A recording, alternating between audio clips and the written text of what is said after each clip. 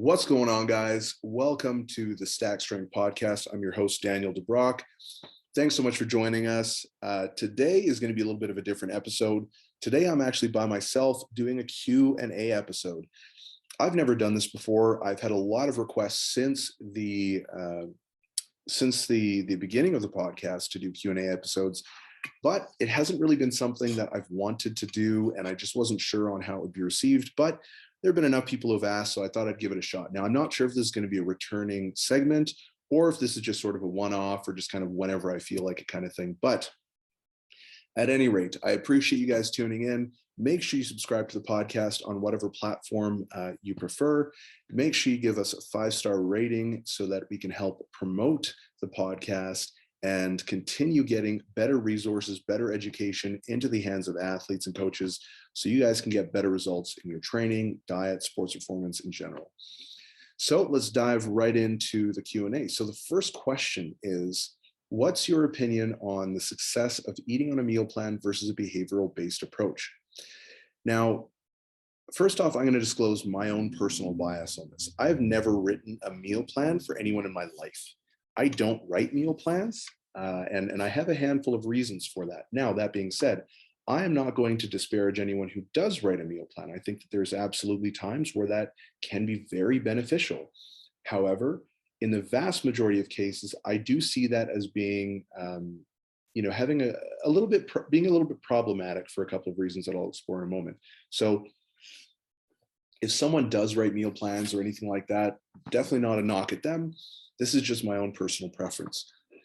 But one of the reasons why I generally don't like writing meal plans, the first reason is because when we look at the literature has identified a couple of variables that seem to predict dietary failure or dietary recidivism. And one of these is what's called rigid restraint. So restraint is actually a very positive thing. You need to exercise restraint in order to prioritize certain foods, in order to stay away from foods that aren't necessarily going to take you to your goal, and you need to prioritize the ones that are. And within that entire process throughout the day, that does require a significant amount of restraint, or at least it can. Now, restraint is good. That is a very important skill to have, but there's a difference between rigid and flexible restraint. So rigid restraint would be, you have a meal plan, here's exactly what you eat, 0 deviation. Well, what happens if you're traveling? What happens if you come across, an individual's birthday or a holiday or a wedding or something like that? How are you going to stick to your diet? And that becomes a real problem because a lot of people have lives, and so they need to maintain a balance. And if they don't have the actual skills developed to maintain their diet while still having some flexibility and some room to adapt to changing circumstances, that can become very difficult to actually stay on track to hit your goals and not backslide. So in a lot of ways, meal plans are just a little bit too rigid because they don't offer any sort of measure of flexibility or adaptability. Now, that's generally speaking. Okay, so that's one of the reasons why I'm not a big fan of meal plans in general. The second thing is that it actually doesn't really teach the individual how to eat. It doesn't teach them about nutrition. It doesn't really teach them about their own behaviors, their own craving signals. It doesn't teach them about their environment or any of these things that actually impact dietary behavior. So that's another big element that I think is very important. When we look at successful athletes, when we look at individuals who have sustainably, lost weight or put on muscle or improved their athletic performance by cleaning up their diet, whatever it is, these individuals are usually very in tune with their diet, with their body, and that is a learned skill, right? So if you have a meal plan, you don't really get the opportunity to learn that, at least not to the same degree. So that's another big, big reason why I'm generally not a big fan of meal plans. Again, not disparaging anyone who likes to use it. Obviously, my way is not the only way, but that's just my personal experience and opinion on the subject. Now, as far as a behavioral approach goes, I'm a really big fan of taking a client-centered approach. And what that means essentially is that everything that happens has to be predicated on the individual, their context, their goals, what they're capable of doing, and what they actually agree to do. And that's very important because an individual might have a goal to, let's say, put on 15 pounds of muscle, but they might have lifestyle variables that they're not necessarily willing to give up. Let's say going out on the weekends with friends and all this other stuff that could potentially crop up. Now, they might still consider their goal of 20 pounds of muscle gain to be a very important goal, but they also don't necessarily want to lose out on their social life. So we will have to find a balance. And it's not necessarily just fair to say, well, give it up, right? Give it all up and whatever, right? So we need to make sure we're negotiating that with the individual.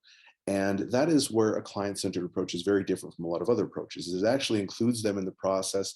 The intention is to build up self-efficacy, build up skill, build up awareness, build up education, and empower them to actually eat according to their goals while still integrating their diet into their lifestyle and not having it completely and radically change it. Now, your diet might change and your lifestyle might change radically over time, if you look 10 years down the road, but it's not radical in terms of, okay, today you're eating like shit and then tomorrow onwards you're perfect. That's never really how people are successful with diets or really anything in life. So this approach kind of allows a little bit more of a runway for progression. So let's say hypothetically you have an individual who's got a history of dieting, chronic dieting, fluctuating weight, all of the stuff, right? And then you put them on a meal plan. Again, they're just going to do the same shit. They're going to lose the weight and then they're going to regain it back. Whereas if we have a behavioral approach, we say, okay, let's try and look at what the big stones are. What are the big stones that we can turn over that are going to have the biggest impact on your results while having the least amount of friction in your life? That might be getting them to eat 6 combined servings of fruits and veggies per day. So these are examples that I usually like to give because they're pretty easy to understand. By forcing them to eat these things, they're necessarily going to decrease caloric intake in other areas. So I'm not restricting anything. I'm pushing food. I'm putting things into their food or into their diet, sorry. And inadvertently, they end up eating less. Like 9 times out of 10, they end up eating less just by doing that. Then we may add in some protein and say, hey, you know what? I want you eating 4 servings of lean protein per day, and I'll quantify what a serving is. Now, if they have a goal of losing 50 pounds, man, that's a big goal, and that's a long way away potentially. Whereas if I give them a goal of, hey, I want you to eat X amount of servings of fruits and veggies and lean protein and whatever else the other goals are, well, that's a goal that they can check off every single day. And if they know that the eventual goal of loss of 50 pounds is an outgrowth of their actions and behaviors, man, that's a really motivating thing. And it helps build up self-efficacy. It builds up, self-belief. It builds up client autonomy, competency, and their level of relatedness, because I'm actually listening to them and giving them things that they can succeed on instead of just setting the bar super high and being like, well, you better fucking make it, or if you don't, you're going to drown. Right. So I'm actually walking with them. I'm listening to them. You're taking what they say into consideration. Now, this is not hand-holding. This is not coddling. I want to be very clear about that. You are going to give them goals that challenge them and that make them better, but they have to be achievable. They have to be within their capacity. And that's very important. So there's that kind of, that's more of an experience level thing. You're not going to learn that from research or from school. That is purely an experience thing. And just being a good coach and being a good communicator. So that's basically one of the reasons why I prefer a behavioral approach with all of my clients. Now, that being said, I do have athletes who are high-level athletes and very, very experienced with dieting and things like that. So I have their nutrition program really dialed in, like their macros throughout the day are all accounted for. Their nutrient timing strategy is completely accounted for, supplementation, everything, down to the gram of each macro per meal, whatever. And I will absolutely work on food composition and the food quality that they're actually consuming. So I'll get them every now and then to maybe print off what it is that they're actually eating. And then we'll look at it and say, okay, instead of eating this, I actually want you eating this for your pre-workout because it's going to do A, B, and C, blah, blah, blah. And then we, again, just kind of negotiate, is that okay? Do you prefer something else? Here's what we're trying to accomplish, blah, blah, blah. And we keep refining it that way. So that still is not a meal plan. That still offers a lot of flexibility, but I will absolutely make recommendations based on food quality and specific food items, because it will have a higher benefit to the individual, potentially for athletic performance. So yeah, that's basically how I see those two approaches differing, at least partly anyways. And then that's why I choose the behavioral approach generally. Next question is, what is the best metric to use for intermediate and advanced athletes or lifters? Sorry. So there is no best metric, right? If you imagine, if you look at athlete monitoring like this, every metric that you use is a data point, right? One data point doesn't really tell us a whole lot, because what if there's an error? What's the margin for error for each data point? That's It's a really significant thing to know. But then beyond that, one data point doesn't tell us the full picture. It's just one piece to the puzzle. So the way that I like to explain this to people is, if you're looking at athlete monitoring, each metric that you monitor is basically like a flashlight. You have a flashlight and you're walking through a dark tunnel. Now, I can move the flashlight side to side and kind of see my surroundings, but the aperture will only open up so much. So I can only really see so much of my surroundings. But if I add another metric, boom, now I expand the aperture. So now the light is actually shining more and I can see more of my surroundings. I add another metric or variable to measure and now I can see more. And we just continue doing that until we have a clear picture of the surroundings. Now that brings up another question. What metrics do you choose, right? How do you know which metric to choose for an athlete? Well, this goes back to understanding your client or your athlete, or if you're a self-coach, understanding what you excuse me, your own goals are. You have to do a proper needs analysis. Oh, thirsty. Sorry, guys. You have to do a proper needs analysis. And then that's basically going to inform what it is that you need to track, right? So if I'm looking at an individual, let's say, I'll just pull one of my actual existing athletes, right? So this athlete is a small female lifter, very, very, very strong. Incredibly busy with work, has a lot on her plate, and is a very high level athlete, right? So what are some of the things that I might monitor for this individual? Well, this individual generally is very high stress. Okay, so I'm monitoring both objective and subjective metrics. I'm monitoring mood, perceived levels of stress.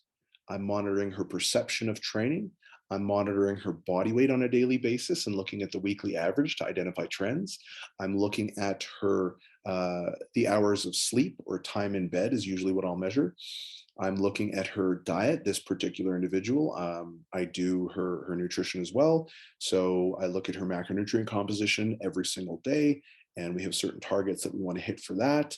I look at her actual videos that she submits, and I look at the quality of her lifts, and I will rank her fatigue and sleepiness. We have like a sleepiness score, and then any pain or aches or anything like that that she's experiencing, any additional concerns. There's a whole host of things, as well as like, and so a lot of those are subjective, some of them are objective. I also will track for this particular individual number of sets, peak load, number of exposures to a load above a certain amount. So there's a variety of different things that I'm tracking, right? But none of those individual metrics really tell you a whole lot. And a great example of this is, let's say we look at HRV. So HRV, heart rate variability, generally is thought to be associated with performance. So if you have a good HRV score, hey, you're going to perform really well today. If you don't have a good HRV score, hey, maybe you're a little under recovered and we should probably take it easy. That's generally how it's looked at. But HRV can be super fucking inaccurate. Like every good experienced athlete has had a day where they have had shitty sleep and performed exceptionally well. Just look at a competition. No one sleeps well before a competition because everyone's nervous. So, in the vast majority of cases, people are going into competitions underslept, stressed out, and whatnot, yet they still perform very, very well. So is one night of bad sleep enough to augment your training, or is that an indication that you should change your training? So it's not just enough to know what metrics to measure. You have to know what these metrics are actually telling you. And then beyond that, you have to know what to do about it. And this is one of the reasons why I think it's so important to collect many metrics, not tons. There's also a downside of collecting too much. We don't necessarily want a data overload. We just want to be able to identify where the athlete is at. So for me, the reason why I track metrics is I want to know, are they getting banged up or fatigued? Is their performance improving? How can we standardize the stimulus? And what sort of alterations do we need to make to ensure that we can continue seeing good progress? So I'm looking at markers of injury or potential injury risk. I'm looking at fatigue. I'm looking at all these things. And that's really what I'm trying to do. Can I continue to push this athlete and have the least amount of deloads, give them the least amount of stimulus with the most significant results coming from that, right? Because if I can get you to do, let's say, 10 sets of three versus, let's say, 5 sets of 3, and they both produce the same results, well, I'm going to fucking get you to do 5 sets of 3 because it's half the work, and it's not going to beat up your body as much. Now, that's obviously an exaggerated example, but these are things that I look at. So when it comes to athlete monitoring, you really have to know the athlete, what their goals are, what their objectives are. You have to know what you're trying to monitor in the first place. Like, what are you actually trying to learn by monitoring this? Because, okay, it's all well and good to monitor sets per week, but what is that actually going to tell you? What are you trying to know about that, right? So you have to know the athlete, the goals. You have to know what you're going to track and why it's important. And then the last step is, how are you going to act on it? So if you're collecting all this data, what does it mean? What are you going to do with it? What does it inform you? What does it tell you needs to happen? So that's a very important part as well. And again, a lot of this stuff is skill and experience. And it's not something you're going to learn from reading in a textbook. But hopefully that helps. And yeah, that's basically all I have to say about that. Next question is, what supplements are worth taking? Man, that's so this is a little bit vague. I'm not sure if you're including PEDs. I'm not sure if you're talking just performance or body composition. I'm not sure if you're talking for health. So I don't know what you're talking about. So I'm just going to generally assume, because my listeners are typically strength and physique focused, that's what I'm going to answer. My answer is going to be predicated on. So there's a couple supplements that are worth taking that have a ton of research behind them. Whey protein powder can be fantastic. This isn't necessarily performance enhancing or anything like that, but if you have a high protein intake and you really struggle to get it in, this can be a fantastic way to actually get your protein in, hit your protein targets. So you're making sure that you're getting the most out of your nutrition as far as protein intake goes, and frequency and feedings and all that jazz. Creatine is another fantastic one. There's a ton of literature on this to support the efficacy of this. This is kind of one of those silver bullet supplements. It's really funny because it seems to do everything. Helps with hypertrophy, it helps with strength, it helps with endurance, it helps with power output, helps with recovery, increases time to exhaustion, improves work capacity, appears to improve cognitive function as well. So there's a lot of different benefits for it. So for hypertrophy, strength, power, just general athletic performance, creatine is a fantastic supplement. Yeah, you should probably get it. Carb powder is something that I do like. I like carbohydrate powder. It's not necessarily going to enhance your performance from the standpoint of like replenishing glycogen or anything like that. That's something that happens the day before, right? But the reason why I like carb powder during your actual training session is because, especially if you have a really hard training session that could be maybe like 2 hours long, or maybe even a little bit more if you're a powerlifter or a strongman, well, carb powder can kind of stabilize your blood sugar. So if you're just sipping on it throughout the session, it can kind of keep your energy levels a little bit more stable. And rather than being like a big physiological benefit, mainly I've noticed that it's psychological, right? You don't feel like you have the same big energy dip. Like, let's say you've got a big squat day, you crush a bunch of squats and you're just fucking exhausted, but now you have to do your assistance work and all your accessories and all that shit. Well, man, you're probably going to be like slacking a little bit going through the rest of it because you push so hard on your squats, right? So carb powder can kind of help stabilize your energy and psychologically just help you feel a little bit better and maintain energy levels throughout. So I think it can be very, very helpful for that. Also, just from a nutrient partitioning standpoint, even after, it can help with your recovery and things like that, and even hydration status and all that jazz. So it can be very beneficial for a lot of reasons, but the main benefit, like I said, is stabilizing your energy levels throughout the training session. Just so you have a little bit more focus and you just feel better psychologically. Last one is caffeine. So again, this is not a very long list. It's about four supplements. Caffeine has been shown to be an ergogenic aid, a fairly strong ergogenic aid, which is really cool. The dosing for that is about 3 to 6 milligrams per kilogram of body weight. So 100 kilogram individual will take 300 to 600 milligrams of caffeine about 45 minutes before their workout. Now, there's a couple things to really consider here. Caffeine can be anxiogenic, which means can be anxiety causing. So if you're an individual who already has high anxiety, you may want to watch out with using caffeine, because that is a very high dosage to use to actually get that ergogenic aid. And it might just give you a little bit of a panic attack.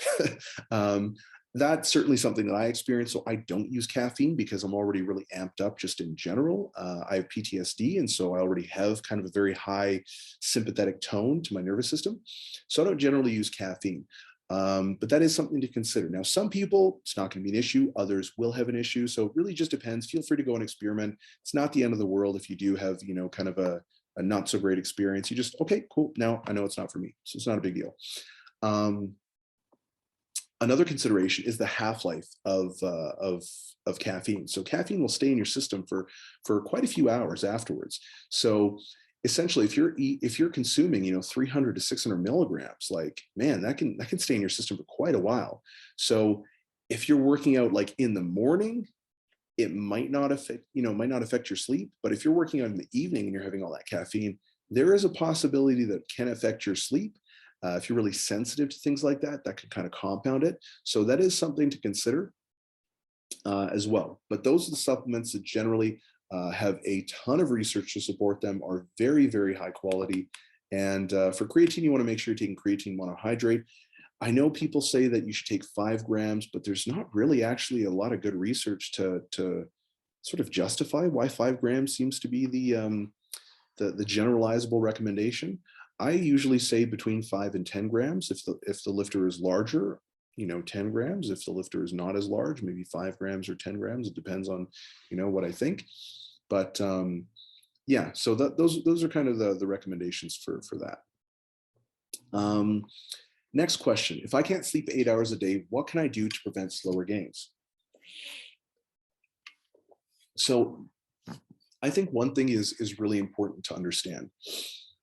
There does come a point where you just like you can't make up for something, right?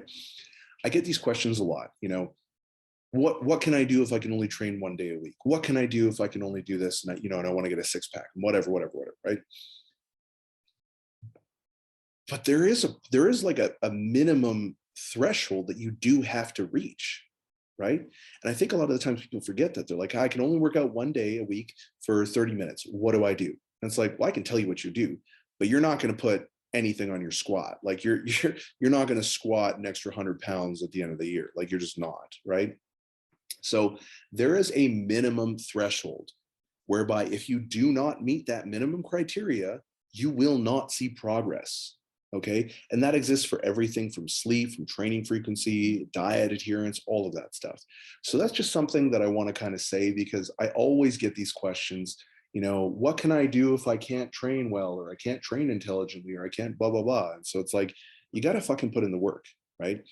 Now, if you can't get 8 hours of sleep a day, the first thing that I would do is I would do an inventory of your lifestyle. Okay. So generally speaking, if I see an athlete is really struggling with their sleep and they say that they're extremely busy, 9 times out of 10, they're actually not as busy as they think.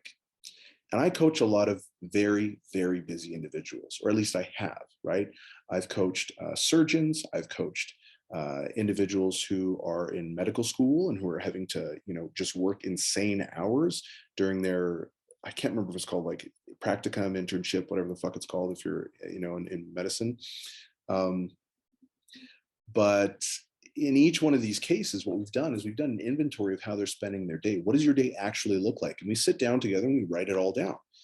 From this time I wake up and then I do this, then I do this, then I do this. And we look at how much time is dedicated to every single thing. 9 times out of 10, we could find a couple of hours, not just like 30 minutes, 15 minutes, 20 minutes, like a couple of hours we can find where they're just fucking doing nothing, like scrolling on Instagram, or just kind of like watching Netflix, or just doing something else. And here's the thing. I'm not going to say that you need to pack your day so that every single hour you're being the most efficient you can possibly be. That's not my call. That is your call. These are your goals. So once we do that, that's when we actually start having a conversation and begin negotiations. We say, okay, so looks like you're sleeping 6.5 hours a day. We want to get you up to 8. Now, we found 3.5 hours of your day that's spent basically jerking off, doing nothing. So how much time can we take away from those things without negatively impacting your life. Sometimes they'll say, you know what, I'm not willing to give up any of it. And that's perfectly fine. All that I do is I just say, okay, that's fine. If that's what you want, perfectly fine. Just so you know, here's the trade-off that you're making, because I'll always explain trade-offs. I don't believe that there is a right or a wrong. Your goals are your goals, and that's entirely your prerogative. But I will always explain the trade-offs, regardless of what they choose. So, okay, you're going to get 6.5 hours sleep. This is what this means. Here's the research on sleep curtailment. Here's how it can impact you cognitively. Here's how it can impact your endocrine system. Here's how it can impact your physical performance, your recovery, your libido, blah, blah, blah, blah, blah. You know, now don't get too hung up on the 6.5 hours. I'm just talking about sleep curtailment in general, right? But, you know, so I might say some of those things, and I might be like, hey, you know what? You've been performing decently well, and you've only been getting 6.5 hours. Do I think you would perform better if you got 8+? Abso-fucking-lutely. But then that would cost you all of these things, you know, spending more time with your kids, having time to like relax and watch your favorite TV show with your partner, blah, blah, blah, blah, blah, whatever it might be. So I'll explain those. And then if they're okay with the trade-offs, then we say, okay, whatever, we're good. And we just check it off and we move on. That's just one of the circumstances that we have. And we can always pick up that conversation down the road. But that's usually how I handle that. And a lot of the times we're not looking to make a radical change. Like, let's say he, you know, I'm thinking of a particular individual in this example, right? Let's say that my client said, hey, you know what? Yes, I'm willing to sacrifice 3 hours, and, you know, I'm ready to get all that extra sleep. I probably wouldn't tell him to get all that extra sleep right off the bat. I would just say, hey, I just want you to get 30 minutes more sleep a day. Let's just try that. And then he does that for a little bit. So instead of getting 6.5 hours, he's getting 7 now. And we might do that for a week or something like that, and then say, how do you feel? He's like, I feel a little bit better. Okay, great. Now let's try getting 7.5 hours. You know, and it might take us like 2 months before we actually work up to full 8 hours sleep. Now, it might not. He might be able to just do it right off the bat if he's really tired and he really needs it. But, you know, my point is we don't need to jump right in. We can always do it in an iterative approach, okay? So that's generally what I do if an individual can't get 8 hours sleep, because you can. It's just a matter of prioritizing, right? And you can utilize naps and different things like that throughout the day. Even just a 10-minute nap can actually have a pretty significant impact on cognitive performance and even just physically how you feel. And if mentally you feel better, you're probably going to perform a little bit better as well physically. So these are things to to kind of understand. Also, you know, adopting a proper sleep hygiene routine can be beneficial, because now you're going to get better quality of sleep if you have a good sleep hygiene routine. So these are things like taking a hot shower before going to bed. Hot shower will actually heat up your body and therefore force your body to cool itself, reducing your core temperature and making it easier for you to fall asleep. Sleeping in a cool room with no sound, and that's very, very dark and no light, avoiding blue light or just kind of TV and screen time in general for about, you know, an hour at least before you go to bed, right? Like, a lot of these things can help with the sleep quality, help you fall asleep faster, so there is no sleep latency. So these are all things that you can do to improve the quality of sleep that you're getting, as well as the duration. Hopefully that helps. Next question is, how do you know when to take a deload? So if we refer back to what I was talking about with athlete monitoring, so how I program deloads for myself is I'll have a certain performance. You know, my performance will be pretty consistent, right? Because my lifestyle is pretty dialed in. I work for myself. Sorry, no, I don't work for myself. I mean, I have my own company, but I work for Kabuki. But I basically make my own hours. I don't have to be anywhere. I work online. So I have a lot of freedoms, right? So because of that, I can basically ensure that my performance is going to be pretty consistent, because all of the external variables or environmental variables are in line to ensure, you know, performance is going to be pretty close to at its best. So if we look at performance over time, we say, okay, like, I'm doing well here and I'm continuing to make progress. You know, the weights are moving a little faster, maybe even I'm increasing load over time. All this great stuff is happening. And then all of a sudden, I just start feeling maybe a little down. My mood's a little bit down. My sleep is a little bit off. My stress seems to be a little high, kind of struggling through my training sessions, not necessarily feeling as good. Like maybe I'm not even like seeing a huge reduction in performance. Like usually it just feels a lot harder than normally is, right? And I'm like, man, like what's going on? And if that goes on for about a week, then I'll usually know, like, okay, you know what, I need to deload. But it's not just one thing, it's a combination of things. Now, that's going to be a little bit different for everyone, right? So when I'm looking at an athlete, this is also why I collect a lot of different variables, because, like, again, for me, my HRV is fucking stable. Like I could have like a massive tragedy happen and my HRV is going to move by maybe a point, you know? So it's very, very stable, um, regardless of how stressed I feel or how good I feel. So I'm going to look at numerous factors, right? And if I know, for instance, that an athlete is very high stress, I'm going to look at their stress levels. So if I start seeing like a peak in their stress levels all of a sudden, I can be like, hey, what's going on, man? Like, do you have stuff going on outside? Do we need to pull back volume a little bit temporarily while you have this really busy push at work? Like, what's going on? So that's really an important conversation to have with your athlete, but also knowing what it is that you're monitoring, right? So if I'm seeing reduced performance over time as a trend, like over the span of a week, that's a good indication for me that I need to deload. For other people, it might be a little bit different depending on their work demands, depending on what's going on outside.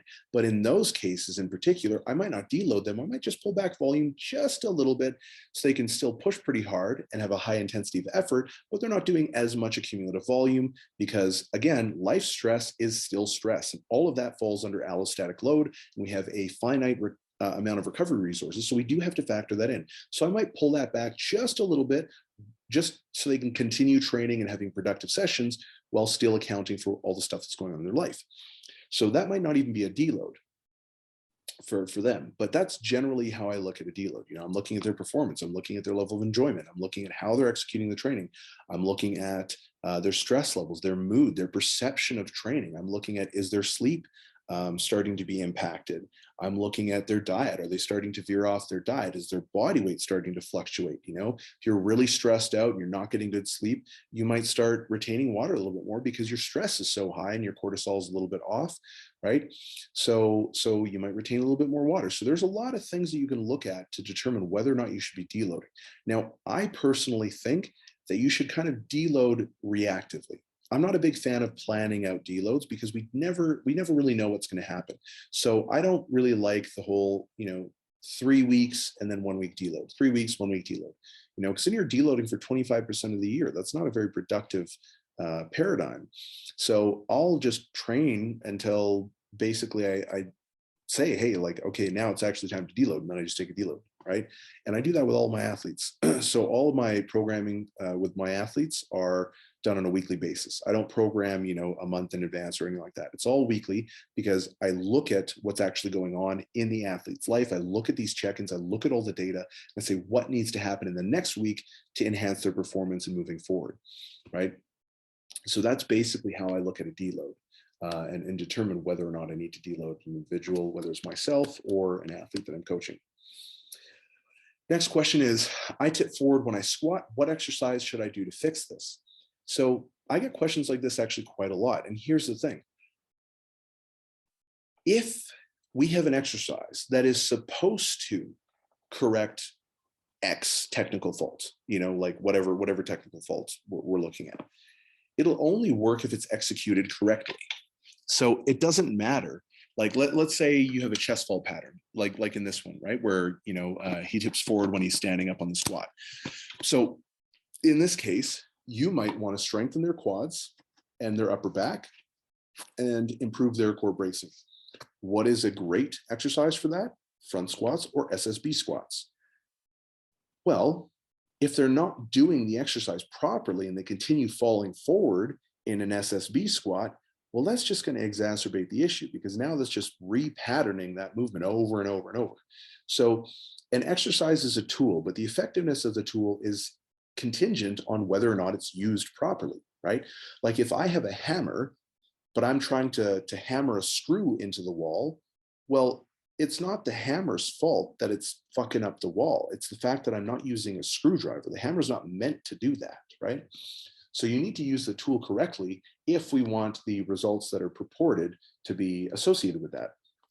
So if you have a chest fall pattern where your chest falls when you're standing up, that's usually the first thing I always look at is technique. Are you technically sound? And one of the most effective ways of doing that in my mind, in enhancing technique, is utilizing tempo work. The reason why I like tempo work is because we can reduce the absolute load, but still keep intensity of effort very high. It gives you more time in the movement so you can actually feel what's going on. You can feel your bracing. You can feel if something gives out. You can feel if you relax. You can feel if you shift. You can feel if you lose position. So I'm a big fan of long tempo squats. So for instance, one of my athletes a couple months ago was always arching their back when they squat down. You don't want to arch your back. You want to load your hips and maintain a neutral position.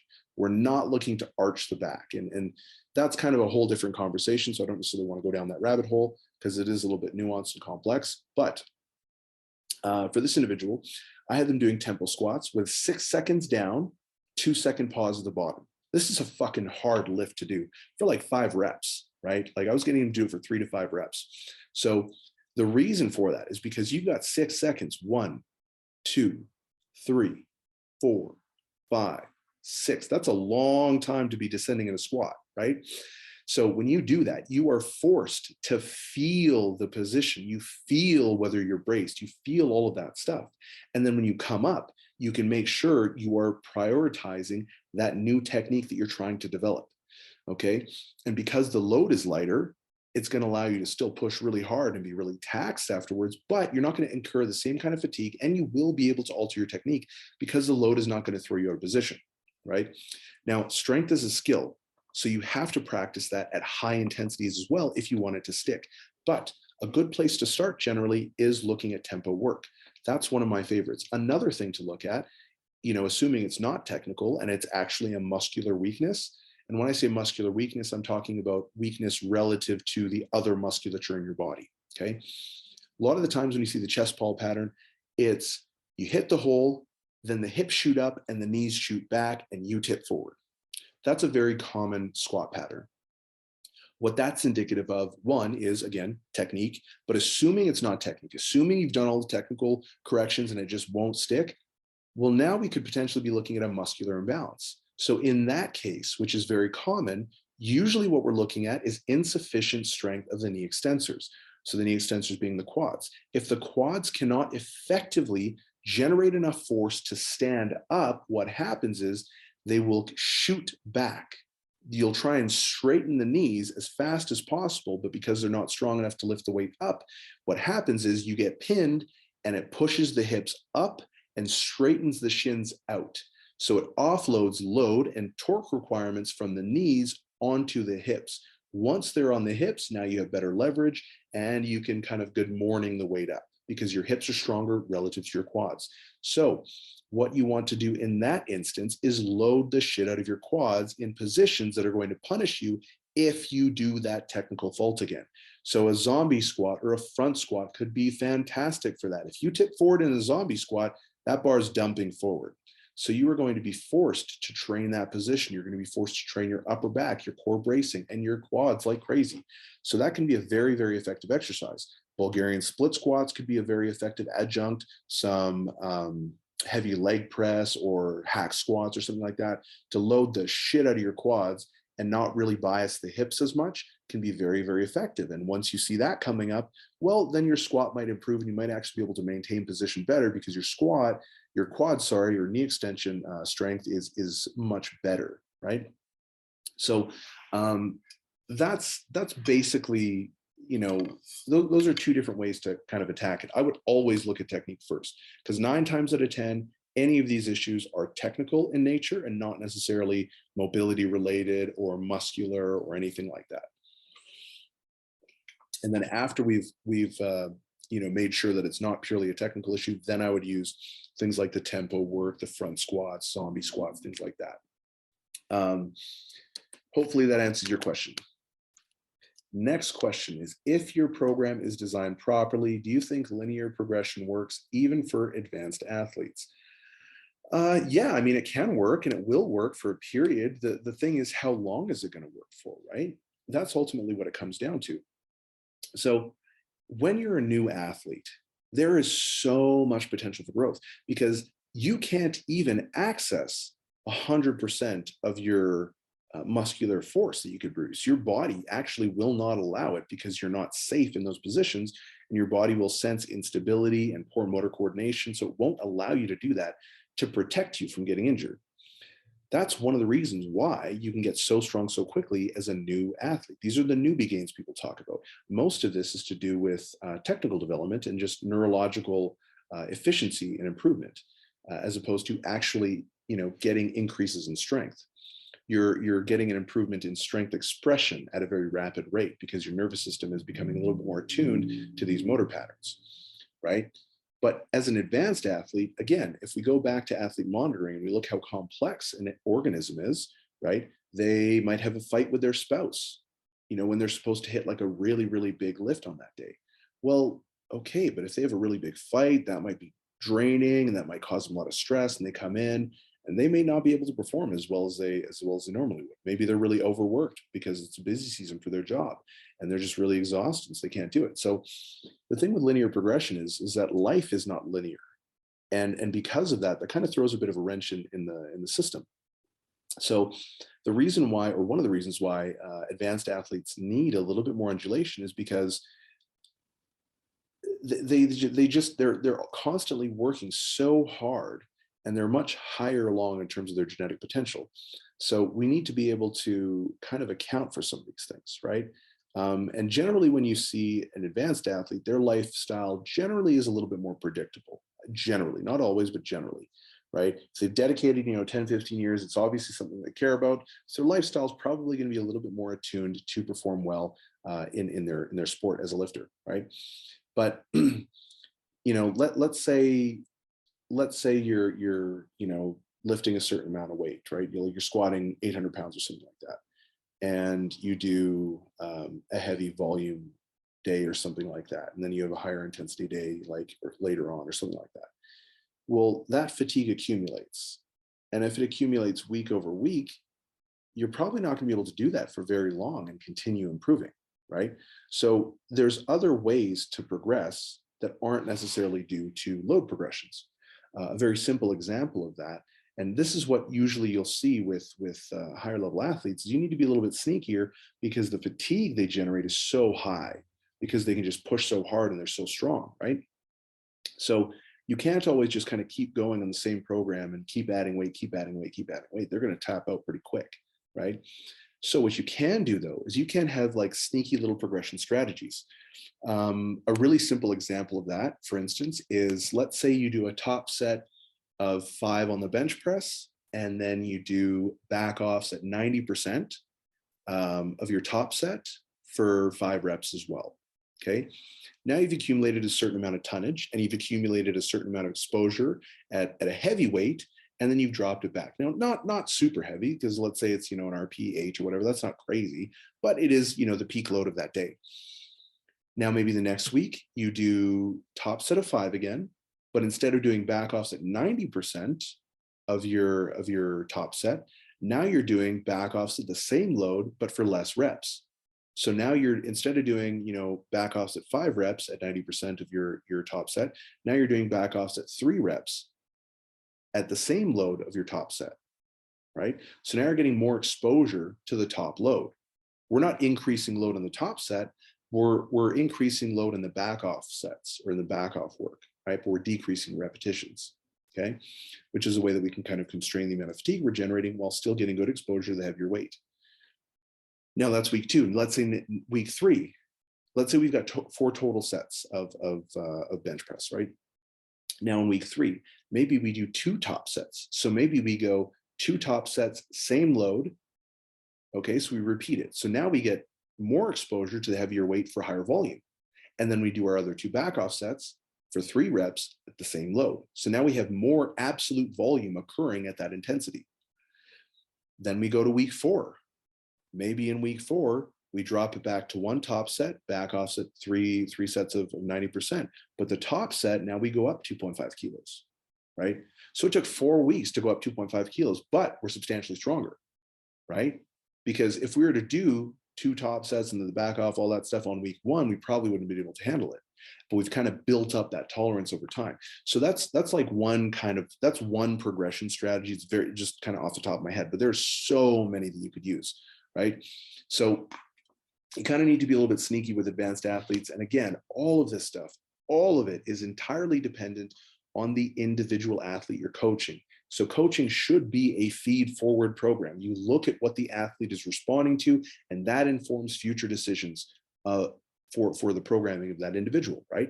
There are certain strategies that I think are fantastic that just don't work for some people. There's other ones that I generally don't use that much, but I know they work for some individuals, so I use them all the freaking time for them, right? And it's really, really effective. So it really is an athlete-driven approach, right?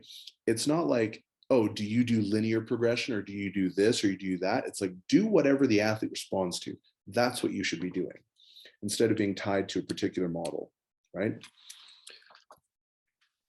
Do I ever use volume? Sorry, this is the next question. Do I ever use volume blocks when training for strength? No. So I do concurrent training. A lot of the programming that I do with my athletes is concurrent in nature, and I'll kind of differentiate concurrent training from West Side. Concurrent training is training for multiple characteristics at one time. That has sometimes been conflated with conjugate and West Side when they're not the same. Yes, West Side uses concurrent training, but concurrent training is not West Side, right? Hopefully that makes sense. So when I do concurrent training, there's a handful of reasons that I do that, but not super important at this point. One of the reasons, though, is that if I'm coaching a powerlifter, I always want them being exposed to specific stimulus. So I always want them doing a heavy single, a heavy triple, a heavy something, no matter where they are in the competitive season, because strength is a skill. So they need that exposure. Now, they're not always lifting super heavy all the time, but let's say you're far away from a meet. And so we are going to pump up some volume a little bit. So let's say we're far away from a meet, but I get you to do, so here's an example, actually. I've one strongman athlete. He's in prep right now. And he's, right now I have him like on the log press, I have him doing a top single at an 8. So he does one log press, like a clean in press, whatever, on the log. And then he does back off work at, for 8 reps at an RPE 8.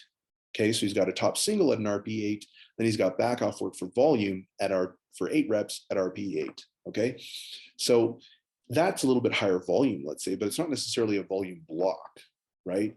Like I said, all my coaching is on a weekly basis. So like if you're looking at it, I guess if you kind of expand or extrapolate it out, you could kind of like, you'll be able to see like, okay, he's doing more volume here. Here's a little bit more intensity focus. Here's this, here's that.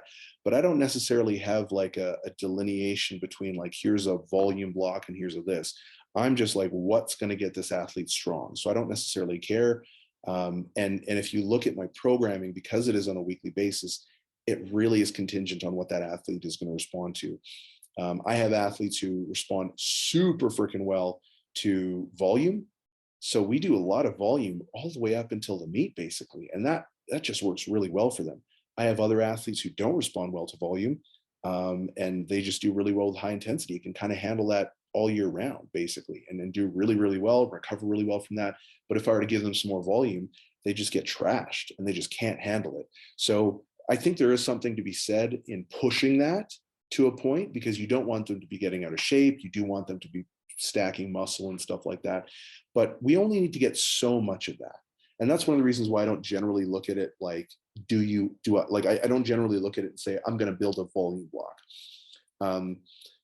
The goal is always the goal, right? If they want to become super fucking strong and squat, bench, and deadlift, they have to squat, bench, and deadlift really fucking heavy all the time. But how you do that and how you get away with that without getting injured, that's where good programming comes into play, right? So like I said, if I have someone really far out, I'll still get them doing, reasonably heavy stuff, but like a single at an 8 or a single at an RPE 7, like that's not fatiguing, right? Like a powerlifter can do that, no problem. and then do his volume work, so that's not going to be an issue for someone. They're not doing like tons of that far out. Like they're not doing tons of doubles and triples when they're that far out, but they're still getting some exposure. So they're maintaining the skill of squat, bench, deadlift, or, the skill of whatever it is they're doing based on whatever goals they have, right? Next question. How do I train boxing and powerlifting together? So right now I'm actually not training boxing and powerlifting together. I got back into boxing a couple months ago, was absolutely loving it. But then I ran into some health issues, not from boxing, just health issues for myself. And basically my stress was just incredibly high. I wasn't sleeping. I was sleeping like, 4 hours a night. Like it was just really, really tough for weeks on end. And there's a lot of stuff going on kind of in the background as well. So I actually decided that I was going to just stop boxing for the time being until I was able to get all this stuff sorted out. Now I'm actually feeling pretty good. I'm on the mend. My sleep has improved significantly. My stress has been going down. So I am feeling a whole lot better. That being said, I'm probably not going to get back into boxing until after Shell Shock. That's the next competition going to be in August. But to answer your question, I guess a little bit more specifically, to give a little bit more of an applied version, I think like people always think that, if you're a powerlifter, you can't do anything else. That's not true at all. There's tons of phenomenal athletes who are multi-sport athletes. Like look at fucking Ian the Rhino, man, like Ian Daniels. I've had him on the podcast and we've kind of stayed friends. We chatted, quite a bit actually. And that dude's a fucking unit, man. Like he is shredded. He's jacked. He's super athletic and insanely strong. Like he's a fucking beast. You look at Nam, right? Like Nam Thomas. He's a bodybuilder, a powerlifter, a sprinter. Like dude's a fucking unit. You look at Steffi Cohen, what she's done. She was an Olympic weightlifter. She was playing soccer. She was a powerlifter. Now she's doing boxing, right? And so like you can absolutely be a fantastic athlete. Now there is a point of diminishing returns, of course. Like if you want to be a legitimate boxer, like a legitimate professional boxer, not just, oh, I went pro, but a legitimate contender in boxing, there's no fucking way you're going to do well at powerlifting. There's no way, right? You're going to have to sacrifice that. But if you just want to be quite good at something and you want to be also good at powerlifting, you can absolutely do that. So you can box and become very skilled. The main thing here is just to go slow. Don't go into this other, like if you're doing boxing or if you're doing CrossFit or if you're doing, whatever else it is you're doing, mountain biking or something, don't go crazy with it. Start with 1 day a week and do that for a couple of weeks. And that might sound like, oh, that's not enough at all. Man, if you care about your performance, just start slow, right? And when you go there, don't look at it, oh, this is just 1 day per week, so I'm fine, I can go really hard. No, you probably can't, and you probably shouldn't, or else it is going to impact your performance, right, in powerlifting. So make sure you start slow, right? If you go to boxing, like when I was going to boxing, I was only hitting with about 40% power when I was hitting the bags, 40% power. I was doing 1 minute on, 2 minutes off. That's not a lot of work. And my training would be about an hour and 15 minutes long, right? So I'm not doing tons and tons of work, but I was fucking exhausted. Like my shoulders hurt, my Achilles tendons hurt from moving around like that, because I'm 275, right? Like I can't move around that fast anymore. Like I need to train that ability so I can be explosive and light on my feet and agile. So that takes time. So then after a couple of weeks, I started upping it to 60% power that I was punching with. I started doing calf raises and isometrics and like eccentric calf raises and things like that. I started doing different types of bag work to get, different types of stimulus on my shoulders and on my body, right? And I kept going, but not super hard. And it wasn't until about 6 weeks in that I actually started skipping for the first time. I would do 30 seconds of skipping and a minute off, because at the time that was all my Achilles tendons could handle, or else they would just get like I could tell if I did it, sure, I'd be fine. But then 3 weeks in, I'd be like, yeah, I'm fucked. I need to go to someone and get some help for rehab because now I'm injured, right? Like I knew that was going to happen. So I went real slow. And then again, it took me a couple of months before I was actually hitting with like 90% power, moving around like I wanted to, doing full 3-minute rounds of sparring. Like that took months, right? And and I was only going once a week for the first while, and then I upped it to 2 times a week, right? So the biggest thing is you can go and you can do other stuff, but you have to be intelligent about it. And you have to go slow, and then just see how it goes, see how you recover, because fatigue is accumulative, and that's really important. So not going to really talk about that anymore. Next question is, what do I think of Jefferson Curls? I I like Jefferson Curls. For me personally, they give me a bit of a buffer for injury risk mitigation. So I do feel like they have a protective effect against injury. I don't believe that spinal flexion or extension under load is really dangerous inherently. I think there's definitely contexts where it can be dangerous, but I don't think there's any inherent danger to that. And I also don't think that there's any actual good research to support that. Again, we're talking inherently versus specific context. So yes, I could fucking give you context where it's like, yeah, that's gonna be a bad idea and you probably will get injured. But in my context in particular, right, movement is not dangerous. Bending over and flexing your spine and picking up a kid or picking up something, like that's not dangerous, right? And so if you think about that, then you're like, okay, well, obviously there's a certain threshold where it can become dangerous. What might that look like? And that's where each individual is going to have to make that decision for themselves. Now, I don't generally program Jefferson Curls for many people. I program it for myself, and I think I have one person doing it right now, right? But it's pretty rare that I actually do program that for people, because for me, it's an injury risk mitigation thing, and it's building up resiliency. For the individual that I'm programming it for, it's the exact same thing. If I'm just looking to strengthen someone's posterior chain, I'm going to choose RDLs or something like that, or stiff leg deadlift. Like those are going to be really good, and they're more sports specific anyways. It's going to have a higher translation to their actual deadlift 9 times out of 10. So I'm not going to program a Jefferson curl. Generally, I like it for building up resiliency in the back, resiliency in the posterior chain. That's why I like it. And for me, like I'm up to doing it with about 400 pounds off like a 6 or 8 inch deficit, really, really flexing my back, and then coming up, doing that for sets of like 8 to 10. Or maybe not quite 400 yet. I think like maybe 385 or something like that, but pretty close, right? And I can do that. And I actually feel great doing it. Now, is that a recommendation for other people to go out and do it? No, this is something that I do. Like I said, there's not a lot of good research to suggest.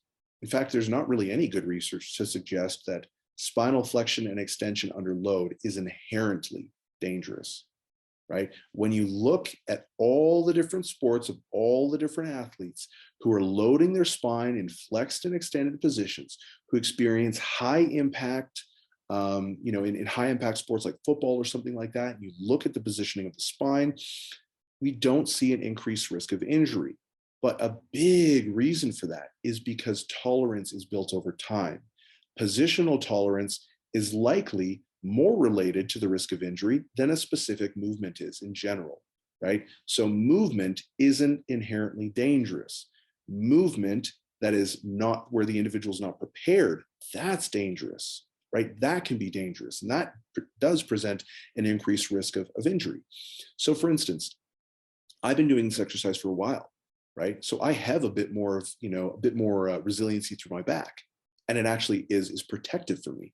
But if I didn't build up to that and I just went and I tried to do that on my first time trying them, sure, I'm strong enough to do that, but I'd probably fucking pull something because I wasn't used to it. I'm not used to pulling in a really flexed spinal position. So more important than what position is your back in, you have to look at, are you prepared to do that? Are you trained to do that? Like look at strong men, right? When they're doing a fucking a stone lift, they're super rounded, right? They're really rounded. There's a lot of exercises where people are doing a movement where their backs are very, very rounded. And that doesn't necessarily present with an increased risk of injury, but that's also because they've been doing it for so damn long, right? So I think that's a really, really important thing to understand. Like I said, from a performance standpoint, Jefferson curls probably not a very good exercise for boosting performance. For boosting resiliency, yeah, that could be potentially pretty good. But again, it's individual dependent and context dependent. So it's not like I'm going to sit here and make a broad recommendation to anyone. Next question. What do I think is a big mistake people make when dieting? Man, there's a lot. Probably the biggest one, though, is that people try and go from 0 to 100, right? They look at where they're at, and then they look at the ideal and they say, okay, I need to be at the ideal. But the funny thing about that is that you would never do that for any other context. Like, you would never go to university and on your first day say, you know what, fuckers, I'm ready to write my master's thesis and defend it same day. You would never do that because you're not prepared to do that. There's so much learning that goes on. It takes years and years and years to get your master's, to get the experience, to get the education and the wherewithal to actually write a proper thesis and then defend it. But for some reason, people think that dieting is not a skill, and therefore they can go from 0 to 100. And in my opinion, that's the equivalent of saying, I'm going to write my master's thesis and defend it on the first day of university. Very likely it's not a good idea. And if anyone wants to argue that, okay, well, let's look at the over 90% rate of recidivism for diets. It's not that great, right? Like, when we look at a population level, we see very, very depressing figures. Now, population data is different than individual data, which is a little bit more, a little bit more. Gosh, I can't even think of the word. Let's say less depressing, a little bit more positive, right? But going from 0 to 1 is an exceptionally better strategy than going from 0 to 100, right? You wouldn't go to a squat bar being like, oh, my goal is to squat 500 pounds and load 500 pounds and try and squat it. And like, well, if I keep failing, eventually I'll do it. It's like, no, you're not. You're just going to keep getting hurt. That's all that's going to happen. So, like, you have to think about it. If your lifestyle is really, really important to dietary adherence, then you have to adapt your lifestyle to the diet, or you have to adapt your diet to the lifestyle. And over time, your lifestyle ends up adapting because this just becomes a part of who you are, right? So, or at least it's a possibility. So, it's really important to understand that how you start is not how you finish. Like, I might have an individual who, if I'm coaching them on nutrition, I might set a daily step count. Maybe their daily step count is like 1,000. I might just say, you know what, I just want you to hit 2,000. That's not a lot. That's not even really that close to the threshold of baseline cardiovascular health, just not to fucking die, right? It's not even very close to that. To really get those benefits, you're looking at like 8 to 10,000 steps ish, something along those lines, right? And it's not like going from 1 to 2,000 has no difference. It's just a very small difference. But they do that for a while. Then we move to 3,000, then 4,000, 5, 6, 7, and 8. And now, boom, now they're in that great range where their health is significantly improving. We're managing effectively energy expenditure, at least in one way. And we can potentially lose some additional weight just by getting increased steps in and just by increasing the energy expenditure side of the energy balance equation. Then on top of that, we're making small but progressive changes to their diet. And we're doing things in an iterative fashion. So we're building upon skills. As the individual becomes competent, they keep progressing. But we don't progress them until they've developed the type of competence to actually enact those behaviors on a very consistent basis. So I think it's very important to understand that everything is iterative. Just because we created a plan doesn't even mean that that plan is necessarily going to be the right plan. We might have to change that plan. We might have to scrap it and say, you know what, we need something else. And that's fine, because that's what coaching is. Or if you're self-coached, that's what you need to do if you want to be successful in the long term. You need to be able to iterate the program. You need to be able to develop and build on past successes. So it's very important to give an individual success and to be able to kind of build on those over time, and going slowly. And it's not even slowly. It's like, as you start to progress, then you'll be able to pick things up faster, but you need a baseline level of experience, right? And then as you get that, learning new concepts, implementing new strategies, all that stuff is going to become easier because you have the foundation already established. So hopefully that makes sense. That is actually the last question for the day. I hope you guys enjoyed that. I hope that that was helpful. Again, If you like the podcast, make sure you subscribe. Make sure you give me a 5-star review so I can continue putting out solid content to help coaches and athletes basically become better coaches. All right. Thank you so much, guys. I will see you on the next episode.